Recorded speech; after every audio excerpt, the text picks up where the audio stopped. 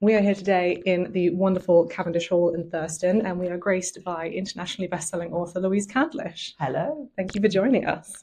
So I'm going to start off with a very serious question that I wrote with incredible journalistic integrity. If you were a Cluedo character, what would be your weapon of choice, and in which room would you commit the murder? I would definitely be in the library. I mean, how could I answer any other room? And I think I would use the candlestick because it feels quite Edwardian and, kind of vintage. Very So I cheesy. like the idea of the kind of cozy crime weapon.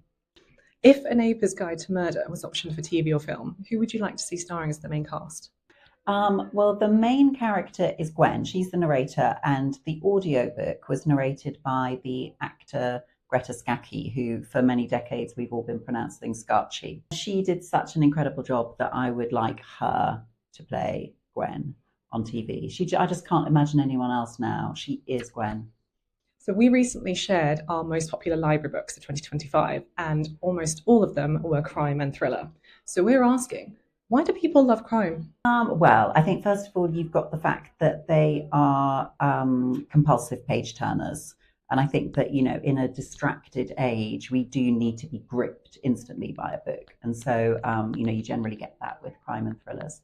But, we've just had a long, long tradition of crime fiction, and it just never goes out of style. I think it's partly because you get to vicariously experience terrible deeds and investigation and justice and all the things that feel quite sort of out of reach and you may not want to do in your real life.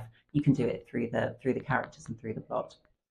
So this year marks 50 years since we lost the great queen of crime, Agatha Christie. How would you say her novels influenced you in your writing style? I would say that I would not be a writer today without Agatha Christie, because she was the author who turned me on to reading through my local library where I grew up in Northampton. I had a summer where I, for various reasons, was grounded by my parents, and I was only allowed to go to the library.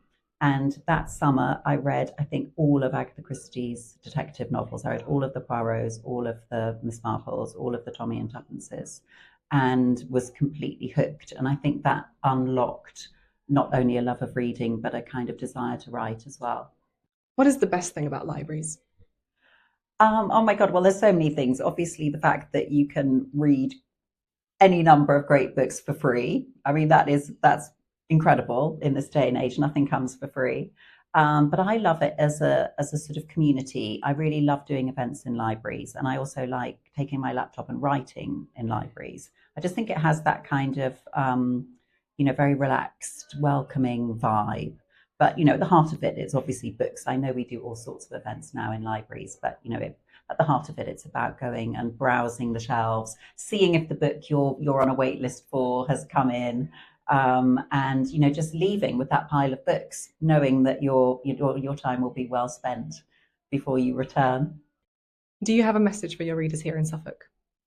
Yes, thank you. Thank you for reading my books. Thank you for being such great cheerleaders. Thank you for borrowing them from libraries and for lending them to each other and just being you. I wouldn't have this job if it wasn't for readers, which I know is stating the obvious, but I think sometimes it's worth stating the obvious.